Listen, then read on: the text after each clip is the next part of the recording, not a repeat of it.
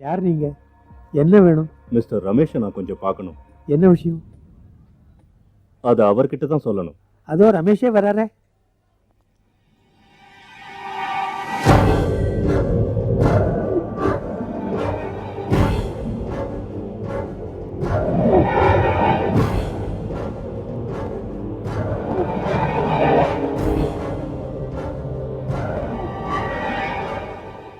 நீங்க யாரு?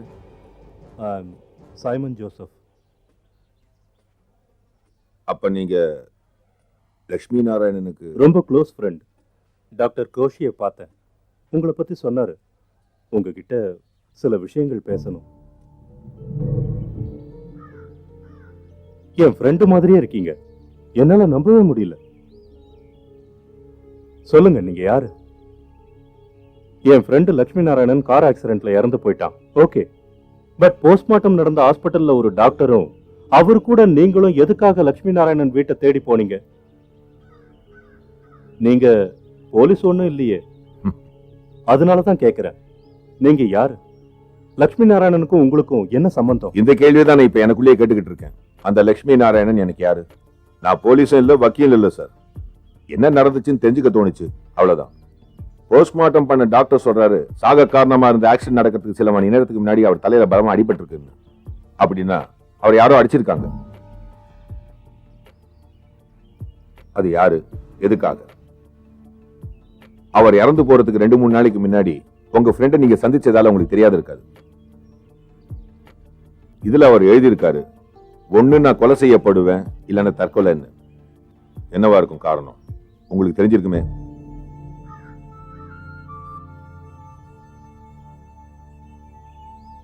நீங்க நினைக்கிற மாதிரி இது லட்சுமி எழுதின லெட்டர் இல்ல, அவனுக்கு வந்த ஒரு லெட்டர். இதோட மீதி அவர் பர்ஸ்ல இதுதான் இருந்துச்சு. அவங்க வேதனைப்பட்டு எழுதுற அளவுக்கு என்ன நடந்திருக்கும்? பொதுவா அதிகம் பேச மாட்டான் லட்சுமி. காலேஜ் டேஸ்ல இருந்தே எனக்கு அவனை நல்லா தெரியும். அவனுக்கு நிறைய ஃப்ரெண்ட்ஸுங்களும் இல்லை. அப்போ சிஏவும் படிச்சுக்கிட்டு அப்படியே வேலையும் பார்த்துக்கிட்டு தஞ்சாவூர்ல லட்சுமி நாராயணனும் நானும் வாடகைக்கு ஒரு வீடு எடுத்து தங்கணும். பக்கத்திலேயே ஓனர் வீடு, பணக்கார கிறிஸ்டியன் குடும்பம். சமையலை பத்தி எதுவுமே தெரியாத எங்களுக்கு அவங்களோட ஏற்பட்ட பழக்கம் ரொம்ப உதவியா இருந்தது. அவங்க வீட்டு பொண்ணு நீனாவுக்கு லட்சுமி நாராயணன் மேல ஒரு ஈர்ப்பு. ரொம்ப நாளைக்கு அப்புறம் தான் எனக்கே அது தெரிஞ்சது. லட்சுமி, லட்சுமி, லட்சுமி.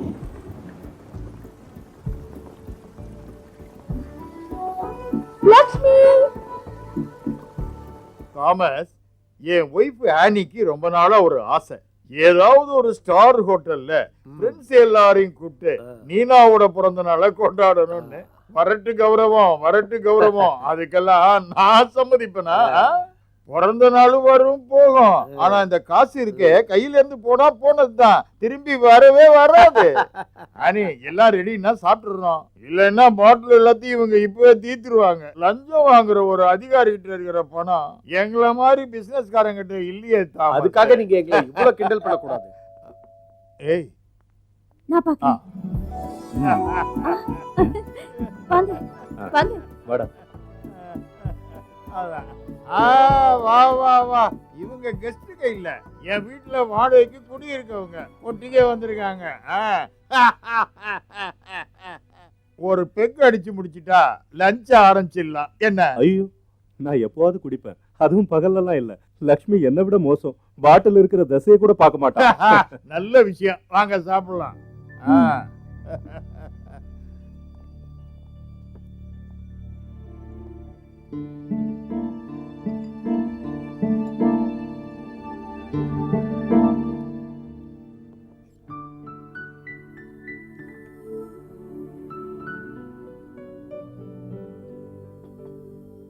இந்த சிக்கன் சாப்பிடு. இவங்க வெண்டைக்காய், முருங்கைக்காய், பாவக்காய், கோவக்காய் இதுதான் சாப்பிடுவாங்க. அதுக்கப்புறம் பசு தர்ற பாலை உர ஊத்தி மோரும் தயிருமா குடிப்பாங்க. மீன் சிக்கன்னா உயிருள்ள ஜீவனை கொல்லக்கூடாதுன்னு வானுங்க. அப்படின்னா இந்த அரிசி, கோதுமை, பாவக்காய், முருங்கைக்காய், கோவக்காய் இதுக்கெல்லாம் உயிர் இல்லையோ? உயிர் இல்லாததுதான் வேணுங்கிறாங்க. இதையெல்லாம் ஆராய்ச்சி பண்ணிட்டு இருந்தா கல்லையும் அன்னையும் தான் சாப்பிட வேண்டி இருக்கான்.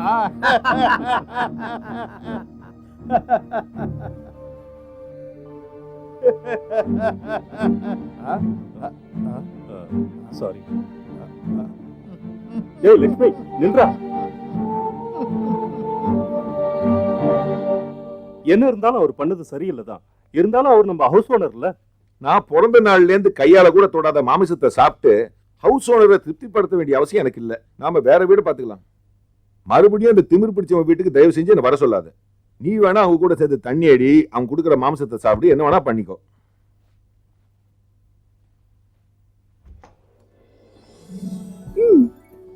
இருந்தாலும் வாக் அவுட் செஞ்சிருக்க கூடாது. வேணும்னா நீங்க எல்லாரும் இன்னும் என்ன கேலி பண்ணி சிரிச்சு கும்மாள் அடிக்கிற வரைக்கும் நான் அங்கேயே இருக்கேன். இருந்தா எனக்கு சந்தோஷமா இருந்திருக்கும். ம்?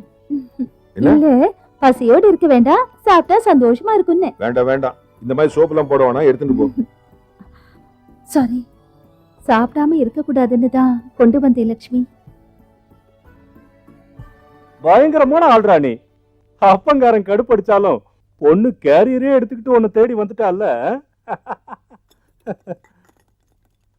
ஆஹா, சுத்த பிராமணால் சாப்பாடு.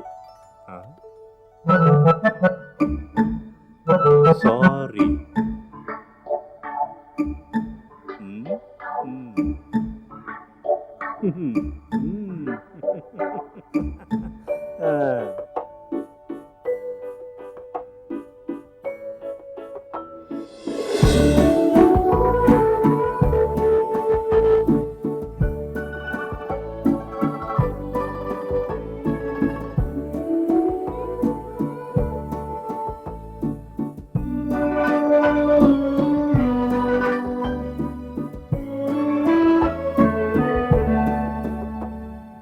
இந்த விஷயம் அவங்க வீட்டுக்கு தெரிய வந்ததும் அவனை ஊருக்கு அனுப்பிட்டேன். அப்புறம்தான் தெரிஞ்சது நீனா கர்ப்பமா இருக்கான்னு. அதுக்கப்புறம் நானும் ஊரை விட்டு வந்துட்டேன். இதுக்கெல்லாம் ஒரே காரணம் என் நண்பனோட எதிர்காலமும் அவங்க குடும்ப கௌரவமும் தான். அதான் நீனா கர்ப்பிணின்னு தெரிஞ்சும் அதை நான் மறைச்சேன். சரியா அவன் இறந்து போறதுக்கு 2 நாளைக்கு முன்னாடி இதே மாதிரி நாங்க கார்ல போய்கிட்டு இருந்தோம்.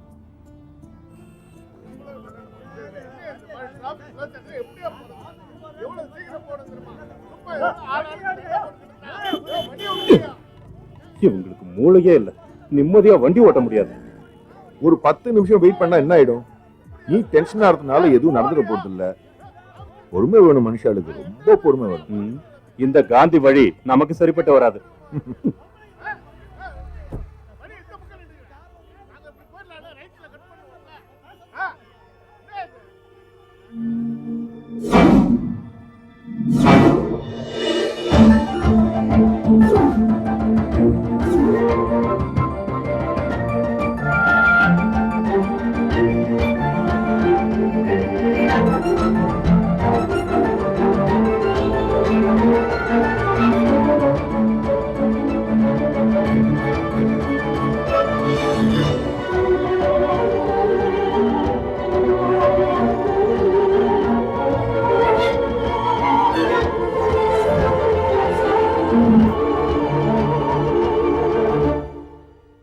லட்சுமி, நீ எப்படி இங்க? அது அது இப்போ இப்ப நான்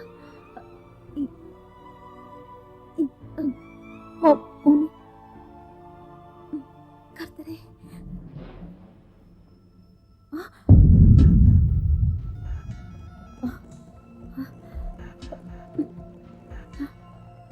இது என் காட்டு. நீங்க போயிடுங்க. ஏய், ஏடா வெக்கமா இல்ல உனக்கு? அவளுடைய ஞாபகத்துல இவளை பார்க்க வந்துட்டே இல்ல, பொறுக்கி நாயே. ஏய் லட்சுமி, வாடா, வா, அடி. ஆடிங்கிற